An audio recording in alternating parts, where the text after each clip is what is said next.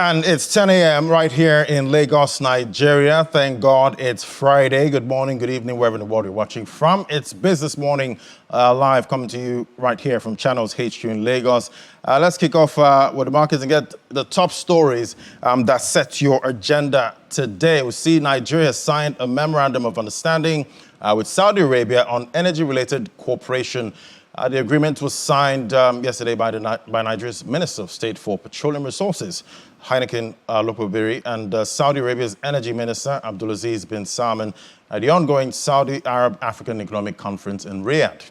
Speaking on partnerships, Mr. Lokobiri said Nigeria is intensifying its friendly ties with the Kingdom of Saudi Arabia based on the principle of equality and mutual benefits for the purpose of cooperation in oil and gas sector. On his part, Mohammed Al-Jadaan, Saudi finance minister, said the Saudi Fund for Development would also sign agreements worth $533 million with other African countries, including Nigeria. Let's get a check on the oil market now. See, oil prices were slightly up today, but are set to fall for a third week as concerns of supply disruption from Israel-Hamas conflict have ebbed, allowing demand worries to reassert themselves. Brent crude futures for January was up 40 cents at $80.41 a barrel, while US WTI crude for December was up about $76.04, up 30 cents. Brent futures are down 5.7% this week, while WTI has declined 5.9%, about 6% since last week. The 3 weeks of declines are the longest weekly losing streak for both contracts since a 4-week drop from mid-April to early May. The president of the African Development Bank, Akinwumi Adesina, says there's need for huge infrastructural investment by building better roads and power across the continent of Africa. He made this remark during his inaugural message on the second day of the 2023 African Investment Forum taking place in Marrakesh, Morocco, where he affirmed that it is the only way to the continent can achieve economic success. Mr. Adesina also said that AFDB has been working on this for the past 7 years, spending over $44 billion on projects to build better infrastructure. He also mentioned that AFDB and its partners are implementing the $20 billion Desert to Power initiative to develop 10 gigawatts of solar power across 11 countries of the Sahel zone.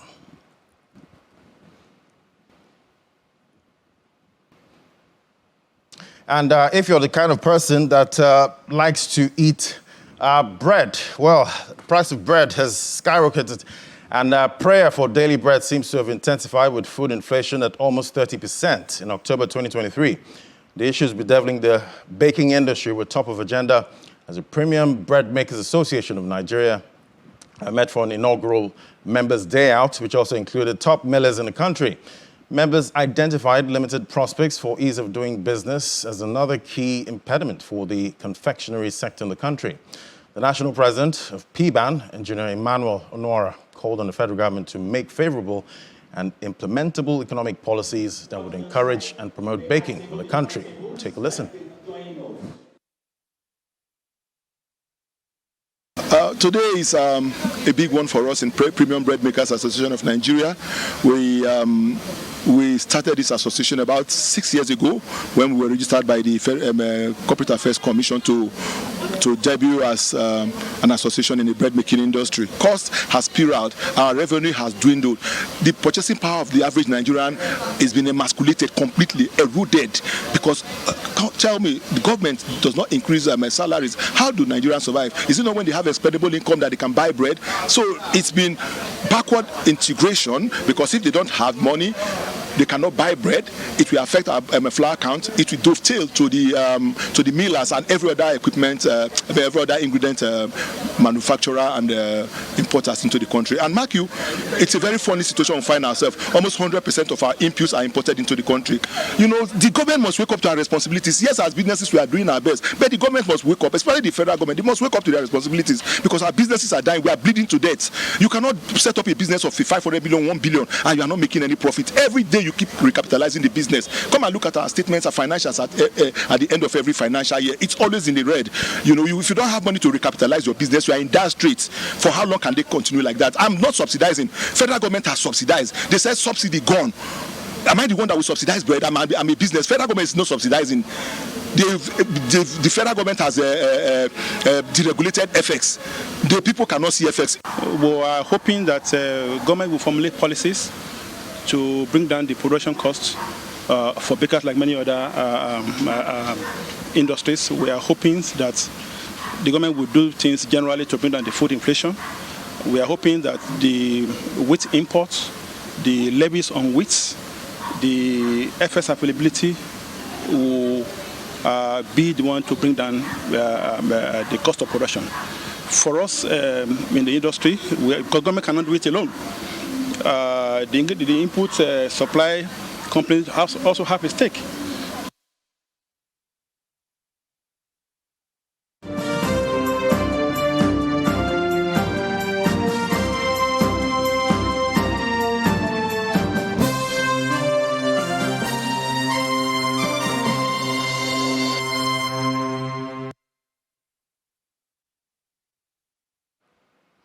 And we're definitely going to still be dwelling on the FX market all through this week. The battle against currency speculators is still raging on as the CBN has vowed to clamp down on currency hoarders and speculators whose activities affect the appreciation of Naira against the US dollar.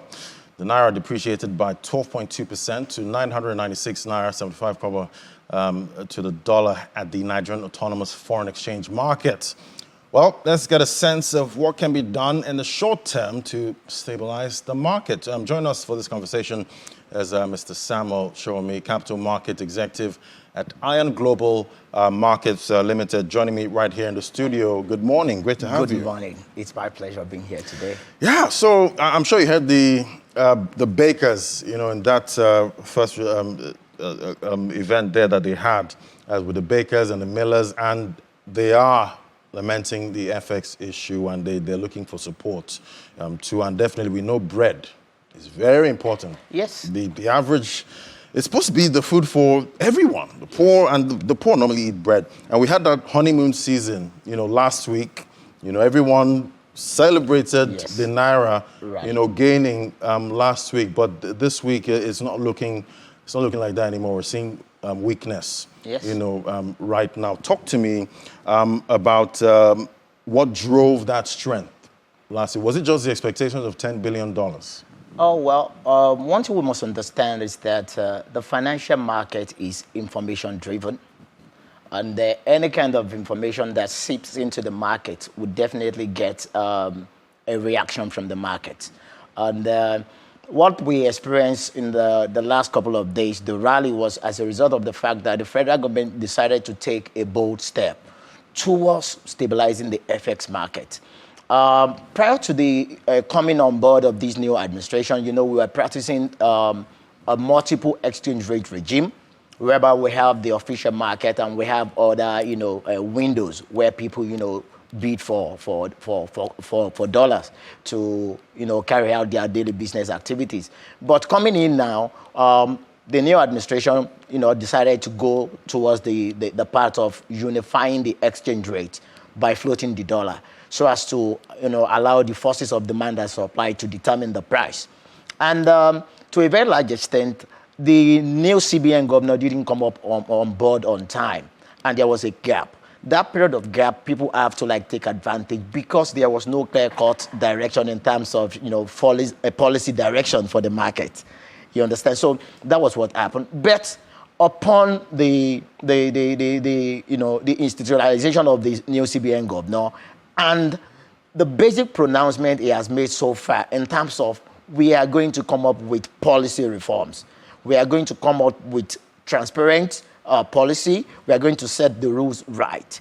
That stimulated the market. And not only that, they went ahead to clear the backlog of FX with the banks, you understand? So, and that injected a lot of liquidity into the market. And once there's liquidity in the market, you can expect that the Naira will definitely rally, because that simply means that as people are bidding to get for dollar, they are getting it.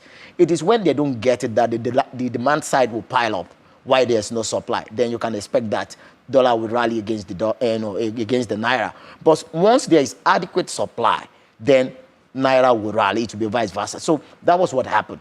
So it was just because of what the government did in terms of clearing the backlog, and also coupled with the fact that Mr. President issued an executive order.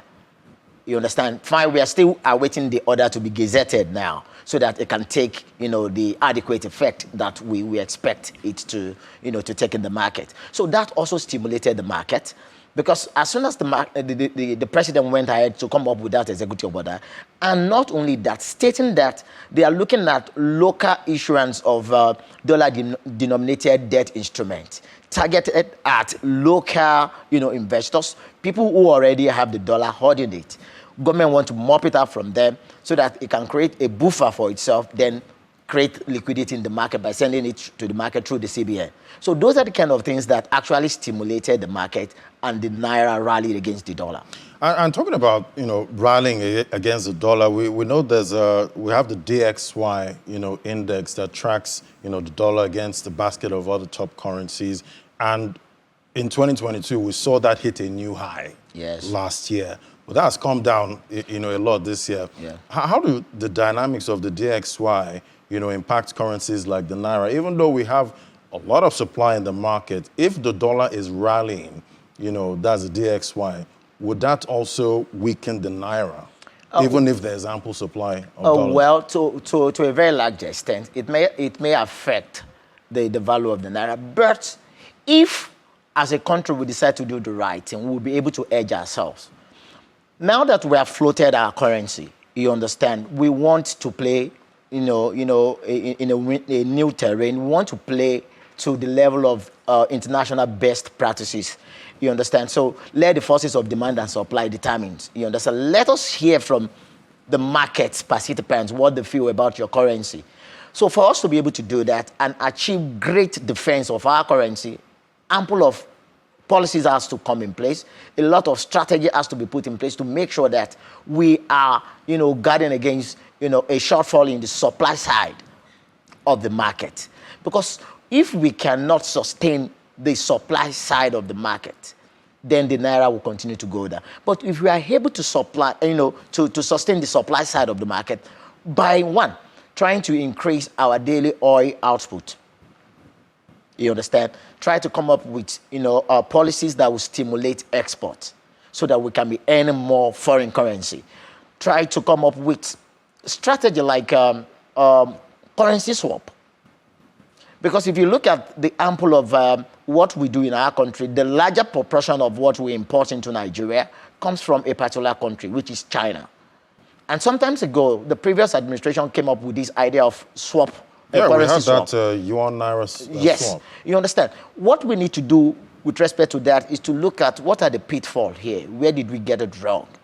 Can we tidy up those aspects? Let us tidy it up and, just set the rules right again and encourage our people to explore that window. It is with this combination of, strategies, monetary policy alignment with fiscal policy that will be able to, actually defend. Right.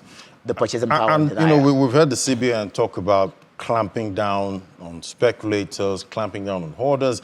And I'm wondering, how do you clamp down on speculators in the FX market? Is it, how does that really work? Honestly speaking, we need to understand the dynamics of the market itself. When you are talking about speculators, they are not just ordinary people in the market. They are market participants. And the beauty of this FX market, or any financial market, so to speak, is that there is always a room for speculation. You understand? So it is part of the game. Speculating is part of the game. What is speculation? Simply means purchasing an asset with the hope that this asset value is going to increase in the short run. You understand? And that is what any reasonable, trader in the market would do. Only that they don't hold their position for a very long time. It is short. Some of them are just day traders. They won't even wait till the next day because they are skeptical of an information that could seep into the market the next day and could throw the market into another direction. So those are speculators. And that is what speculation does in the market. So it doesn't mean speculators are the bad guys. It doesn't mean they are the bad guys. They are market participants. Who are the key market participants in this FX market? Institutional investors, big corporations, commercial banks. They are participants in the market. They're individual traders. There are companies that have foreign exchange exposure, companies that import intermediate good as their own input into their own production line. Definitely, you expect that such company will be edging its position in the FX market at one point or the other, at a particular point in time. So they will speculate, and their speculation will be based on the preference of availability of information at their disposal at a particular point in time. Take, for instance, if tomorrow federal government says, okay, we did a clearance of a backlog last week, we want to embark on another one next week. That's a sip of information into the market. Then you could see that people will begin to exit their position again. So they'll go long this They time. will go short. They'll begin to sell. That this guy wants to That's flood going long on the Naira. Yes, they'll now go long on the Naira. Because this guy is ready to flood the market again. There will be availability. Some of them will begin to exit. You understand? They will begin to exit their position. That, okay, this currency is going to lose value because there's going to be massive supply. So that is how it works. So although, for me, what I would suggest to the government is that you are coming up with a policy reform, which is fantastic. You need to set the rules right. You understand? But you need to engage key market participants before you come up with those rules. The essence of this engagement... Do the BDCs, are they participants? Of course. And they should be included? Yes, you need to include... BDC is a license. Are they not licensed? Right. You understand? Everybody plays in the market. So you know how we don't like to talk about the other market, the parallel market? The parallel market. Whether we like it or not, they are part of the market. They are part of the market. What we should do is that what makes people to go and embrace them, to approach them, to patronize them. How can we stop that patronage and now direct it to this? Another thing is, these so-called aboki guys that sells dollars on the road, how can we now assist them to elevate them to the extent that we can now bring them to a well-regulated environment? Because whether we like it or not, these guys are also Nigerians, finding a way to earn a living. Some of them also, employ people. You understand? So it must be an holistic approach from the side of government in terms of engagement of key stakeholders in the market. What about the hoarders? Any difference between the hoarders and speculators? There isn't much difference. What are you hoarding? It's because you have taken a long position, you have stockpiled the currency, thinking that, yes, because we don't have, a policy direction yet, this price will continue to go up and will not sell. Even when people are bidding for it to buy, you will not say you are hoarding it to create artificial scarcity. The more scarce a currency is, the higher the value it gains because it's not available and people are looking for it. You understand? So that is just the mechanics, that's the dynamics. So what I will suggest to the government is to engage all stakeholders in this market, set the rules before them, let them understand the rule, then you now begin your implementation, which is the clamp down. Anybody that runs foul of the rules, then you can now clamp down on such people. Right. We know it's a very volatile market. Very. Prices go up and down. Yeah. But what would you say is the true value of the Naira? Well, the true value of any currency is a function of a lot of things, a lot of macroeconomic indices. Number one, it's a function of your balance of trade. Once your export is more than your import, definitely your local currency will be very strong. It means that you are earning more foreign currency than you are demanding for it. You understand? So for us to be able to visualize the true value of Naira, of course, in one sense, judging from the angle of the government, they have a particular fair value in mind, which is around 650 to 750, and that is what they are trying to achieve before the end of the year. It is fantastic to say, okay, let me set a benchmark for my currency. It is very, very good. It's doable. But you don't do it with just word of mouth. You have to do it with action, positive action that will support your supply side against the demand side. You look at policy alignment in terms of monetary policy and the fiscal policy, so that as you are looking at your monetary policy indicators, the fiscal policy indicators are also doing well. On the fiscal side of things, you'll be looking at your tax reforms, which the current administration is doing, so as to make business to have a kind of relief, so as to attract foreign investors to come into our economy to come and invest. That's okay. Now we have a very good tax environment. We have been able to do away with double taxation and all whatnot, and then we want you to come and do business with us. If you are doing that and you are keeping track with that, then you continue to keep track of the monetary policy as well. How are you regulating the supply of currency into the market? You understand? So all these things have to come together. Not that you'll be looking at one side and you'll be, while the other side is suffering. It is when we are able to harmonize this policy, right, at the same time get stakeholders involved in policy formulation, then we'll be able to stabilize. Right. We do need that stability, and definitely I'm hoping for the day where the Naira is truly, truly, truly strong and sustainably strong going forward. I want to thank you for your time, Mr. Samuel Showme, Capital Market Executive, Iron Global Markets Limited. Yeah. Thank you so much for coming. It's my pleasure. Thank you for having me. All right, so Nigeria's first licensed specialized microinsurance company, Gozi Micro Insurance, has held the first edition of its annual conference to raise awareness and fast-track growth of the sector.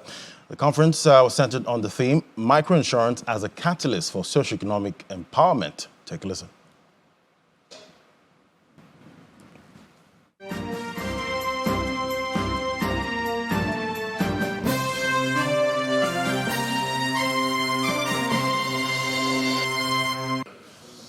Thank you very much for that correction. Is the first annual Gozi Micro Insurance Conference hosted by Gozi Micro Insurance Company Limited to serve as a platform for key local and global stakeholders to address opportunities and challenges within the emerging micro-insurance sector in Nigeria.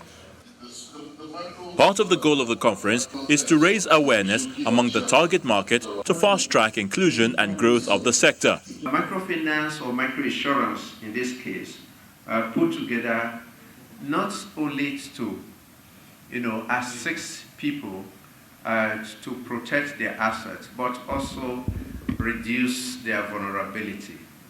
The reality is that people at the bottom end of the society are more vulnerable than anyone. All effort being made is to see how we can take insurance policy to the street for the other people to also have the benefits. Through this conference, we hope to develop concrete strategies that will expand access, educate the underserved about the value of insurance, and create affordable, customized product that meets unique needs. Our commitment to financial inclusion extends to ensuring that no one is left behind. The conference is anchored on the theme, Microinsurance as a Catalyst for Socio-Economic Empowerment, and the keynote speaker highlights some of the drivers of the sector. There is a significant potential for macro-insurance in Nigeria, provided microinsurance operators, as I said, design and develop products that meet the needs of the current and the future clients. Microinsurance must have appropriate coverage. It must be simple and easily understood products. There must not be confusion. The premiums must be manageable. There must be suitable delivery channels and convenient premium collection methods. Officially established in 2019, Gozi Micro Insurance Company Limited is the first licensed specialized micro-insurance company in Nigeria offering affordable and customer-centric insurance solutions for low-income individuals and small businesses. The company believes organizing this conference will help support capacity development of operators and stakeholders in the sector.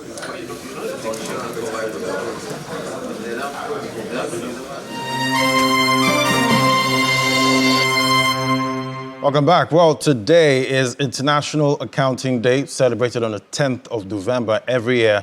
Let's find out what's dominating conversations this year. Join us for this conversation. We have Dr. James Nemineba, President, Association of National Accountants of Nigeria. And also joining us is Dr. Kayode Fashra, Chief Executive Officer, and joining us. Thank you for joining us.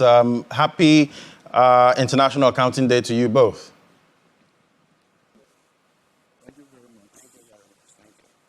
All right, so I'll start with you, Dr. Neminebo. It's another accounting year, and it's coming to an end.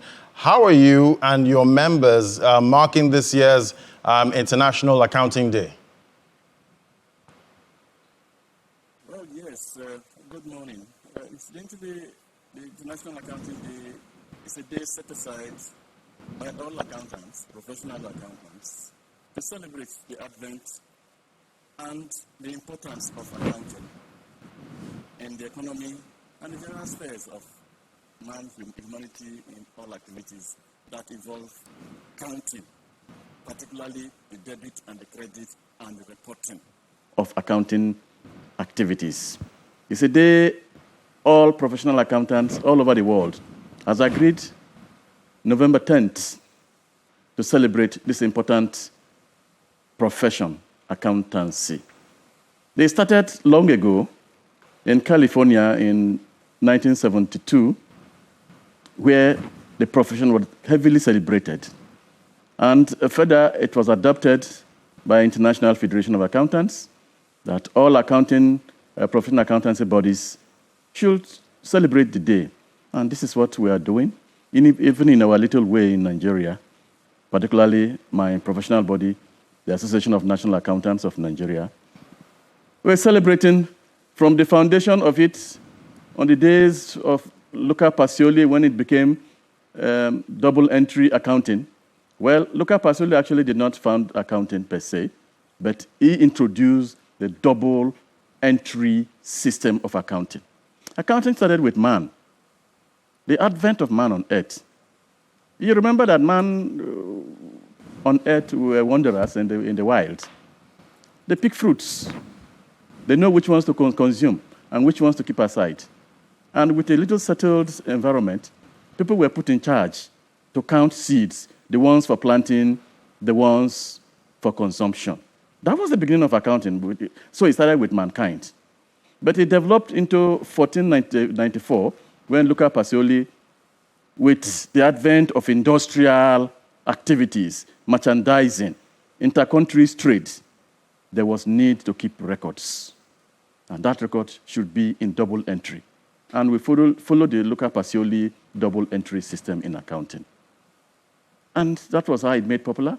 And until the adoption of countries, and now we have risen from mere debit and credit to accounting standards that go through the whole world, which we call IFRS, International Financial Accounting Standards, which the whole world practice as one.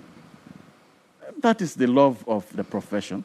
It's a profession you don't only practice here in Nigeria single-handedly. It goes around the whole world, and everybody key into commercial accounting. We have the one for government, which we call IPSAS, and it has grown. Every day, they are churning out new standards. Today, we talk about integrated accounting. Accounting is not just for profit and loss. The input of man, the input of the company, the environment. It went into environmental accounting. Today, we're talking about sustainability accounting. And so it is evolving. Accounting is very dynamic, and we are proud we are in it. Today is our day. We are proud we are going to celebrate it. Even as we finish from here, we have given order to all our branches all over the country and of course, overseas, where we have our branches, to celebrate the day like others are celebrating. Thank you. All right, Dr. Neminebo, I'll definitely also celebrate with you. Well, let me come to Dr. Fashwa now. Every year, this day is marked, every year, November 10th. What kind of awareness has it brought to the profession at this time? And what would you say are the major issues faced by accountants right now? Thank you very much. One of the major issues faced by the accountants of today is actually the issue that is being faced by other professions, and that is the issue of technology. Accounting of yesteryears is not what it is today. Today, artificial intelligence has come in. Today, we talk about cloud computing. Today, we talk about a lot of things that some people even feel are threats to the accountancy profession, which we don't really believe they are threats, but they are actually coming in to make the accounting profession to be actually much more effective. Artificial intelligence, technology in accounting has actually come in to automate routine functions, which will free the accountants to be able to concentrate on much more strategic activities that the accountant should be able to concentrate on. So it is about technology in accounting, and accountants worldwide, including our own body, ANAN, are actually living up to the challenge. We're having to train and retrain our members and to retrain accountants in technology and accounting so that they can be able to live with what the world is all about today. You can't say as an accountant you want to run the accounts of an organization that is already fully computerized, when you yourself, you don't have the skills for that. You are really going to be in the background. And so accountants today are skilling themselves, upskilling themselves to be able to live up to expectations. Apart from AI, accountants are really believed to be people that, oh, no, what we do is we record transactions and prepare financial reports and so on and so forth. But it really also starts with a major challenge of sourcing for funds, because it's the duty of the accountant to know how to also source for funds at the least cost, because it is this fund that is sourced for that is being expended, and what is being expended is what is being accounted for. And so the accountant in this era of economic downturn worldwide also have the challenge of looking for funds to source for at the same time and to keep the company afloat. And like my president just said earlier, now we have a lot of standards coming up today, sustainability, standard, integrated accounting, and so on. Accountants of today have to keep abreast with this international standard and be able to localize it for their own environment to be able to, bring about the economic prosperity for the for your organization and for the economy at large. All right, Dr. Fashwa, let me just take you back now to the issue of artificial intelligence. You know, right now everybody's talking about artificial corruption. Everybody intelligence. thinks he's an accountant. Yeah, so corruption cannot take place without the accountant, who is the gatekeeper. But corruption is really an endemic thing in the country, and it's something that affects everybody. It should be a responsibility that everybody should take. And so the accountant needs to also deal with that. It's actually a major challenge for the accountant. Right, so much for the accountant to deal with at this time. But I want to take you back to the artificial intelligence conversation at this time. We're seeing a lot of talk about regulation of artificial intelligence and how it has benefits, but also it can be an existential threat, at this time. What kind of disruptions is AI bringing to the accounting profession at this time? And is it possible we might not need a physical accountant at some point? AI will just do the job. Okay, so AI actually brings threats anyway and disruption generally to virtually every activities in the world today. The activities that the accountant do that carry out in routine form, AI carries it out today. So we have computerized system.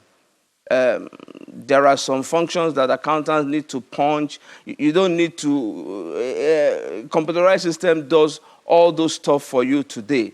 Even preparation of account, there are softwares, there are apps that you can use to do all this today.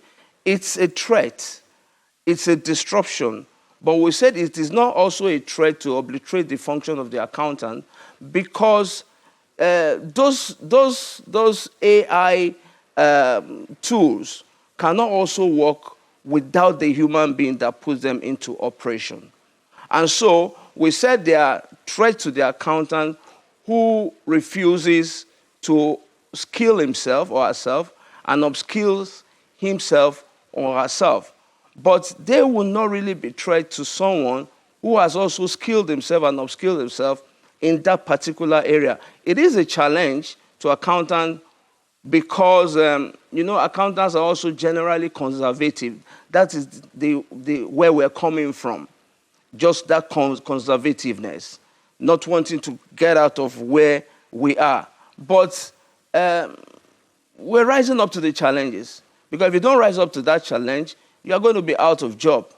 And so we believe that it is not going to be a major threat to obliterate the function of the physical accountant, the human accountant, but only just to make his work to be much more effective, much more efficient, and be able to free him, that the accountant, him or her, from the routine functions so that he can concentrate on much more strategic function that will lead much more to the prosperity of the organization. All right, Dr. Fasho, I'm hoping AI doesn't take my job too at some point. But let me come to Dr. Nemineba now. It's earnings season, and most major companies in Nigeria have reported their financial statements for the third quarter. And I understand your association and recently signed an MOU with Financial Reporting Council of Nigeria. How do you see auditing standards in a country right now? Yes, before I talk on the MOU we signed recently, I want to still talk on the advancement in accounting, particularly in artificial intelligence.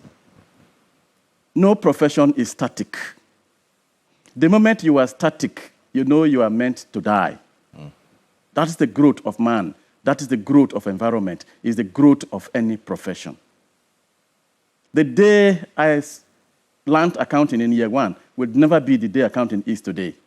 It means accountancy profession is growing. You know that in those days, in the 80s, you must avail yourself in the bank, stand in the queue, take a teller. The days of tellers are gone. You stay in your house and transact your financial business. That is artificial intelligence. The accountant goes to the bank and carries a bundle of cash to his office to pay workers. It's gone. A child in school wants to get cash. He simply walks to ATM center and gets cash. Cash was the greatest threat because of smell in the office. And all that is aided by artificial intelligence. Talking about our MOU, Annan signed AOU with Financial Reporting Councils to strengthen our accountants in practice. We have our accountants who are in the public sector and the ones in the private sector. They are practitioners. The practitioners must follow due standards in practice. They are persons who audit both the private sector and the public sector. And they must know which rule to apply. Are you applying IFRS? Are you applying IPSAS? And what are the sustainability accounting that you are bringing to play? And of course, we signed the MOU for Financial Reporting Council to give us the authority to go around our practicing firms to ensure they are doing what we taught them in our school, the Nigerian College of Accounting. That is the only way we can bring financial sanity in this country. You see, when you talk of corruption is not just, sometimes there are loose ends. If the accountants have their proper data, if what they are giving out is correct to advise government, government will properly address and succeed in the activities they carry on. And by that, you will bring sanity into the financial system. Accountability will follow. Good governance will follow. It's because most accountants do not comply with necessary standards. Not just standards. Ethics is another great thing. And that's why we send people to the college. Give you ethical values. Do you have the value to withstand possible temptation in your place of work? It's not just coming with values from the family values added to values you have learned at your professional level. These are the things you bring, and sometimes you say, no, I will not dampen my professional etiquette. Dr. Naminebo, the Financial Reporting Council.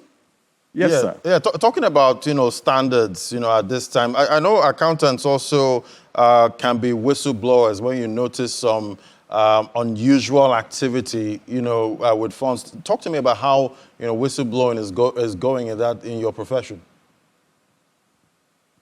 Thank you very much, sir. That's what I talked about, ethics. What will prompt you to blow the whistle?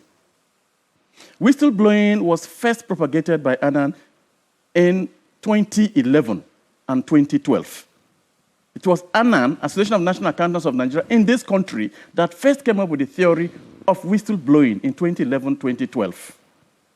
The federal government took it up in 2016. That tells you that we are up into it before even government adopted it. And before an accountant will blow the whistle, he must be ethically guided to know this is wrong, this is good. Where he sees something going wrong, because he has been taught, he blows the whistle. And oftentimes, the blowing of whistle comes negatively against accountants. But as far as you are an Annan accountant, we have a cushion. We assist you if the whistle blowing, if that whistle you have blown, you inform us properly, the association. We assist you to go through and work with government to ensure we see the whistle that you've blown to the end. Okay. All right. And ensure that it does not negatively affect the blower. Right. That's the fear of most people. If I blow the whistle, won't it negatively affect me? Yeah, it can be quite scary being a whistleblower. The profession has given the underright to assist the blower.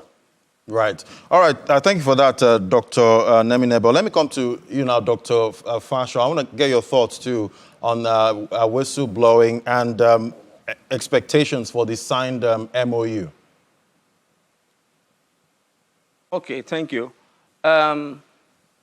I think the whistle, like the president said, Annan started actually the theory of whistleblowing as far as 2011.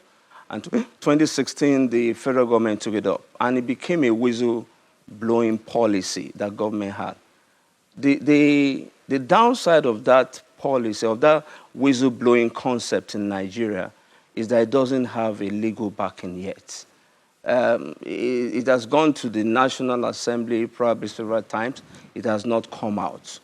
And what has made the whistleblowing policy, as a matter of fact, the whistleblowing policy in Nigeria only had strong momentum in its first year. And after that, it began to even go down. Like what he said, there are many people who blew whistle at that time. Can you imagine? There's a story I read of someone who blew whistle in the civil service. And of course, it was known, Federal Ministry of Works at that time. And when it was investigated, the people that were culprits were actually apprehended. And in the twist of fate, the person that blew the whistle was also queried and sanctioned that he has violated the civil service rule of secrecy or something like that. So how is he protected? Someone is blowing the whistle, he's not protected. The law does not protect him. And so everybody is afraid of it. But it needs a legal backing. That is the strong thing that it needs. About our MOU, just like the President also said earlier, the Financial Reporting Council of Nigeria has one of its responsibility is to ensure that audit standards are fully followed, complied with, as accountants or auditors carry out their functions. So between ANAN and ICANN, there are accountants who are into public practice. And the Financial Reporting Council has a duty to also supervise them. But you see, the Financial Reporting Council of Nigeria does not have that manpower to go across probably about 5,000 audit firms. And that is why they signed that MOU with ANAN separately and with ICANN separately, giving us it's called a delegation agreement, delegating some of those, their duties, their functions to us to be able to carry it out on their behalf. And it is expected that as this is done, it will bring about a stronger audit practice in Nigeria. Right, we're definitely hoping for that. Sadly, we've run out of time at this time. Thank you so much for your thoughts on the show this morning. Dr. James Neminebo, President, Association of National Accountants of Nigeria, and Dr. Kayode Fashua, Chief Executive Officer, Association of National Accountants of Nigeria. Happy International Accounting Day to you both again. Thank you so much. Thank you. Thank you very much. Thank you very much. Thank you. Thank you, viewers at home. Thank you. All right, so that's a wrap on the program. Don't forget, join us at 1:30 on Business Incorporated for more updates and developments in the world of business. Also, visit www.channelcv.com for more updates. I'm Ladi Williams from me and the team right here at Channels HQ. It's bye for now.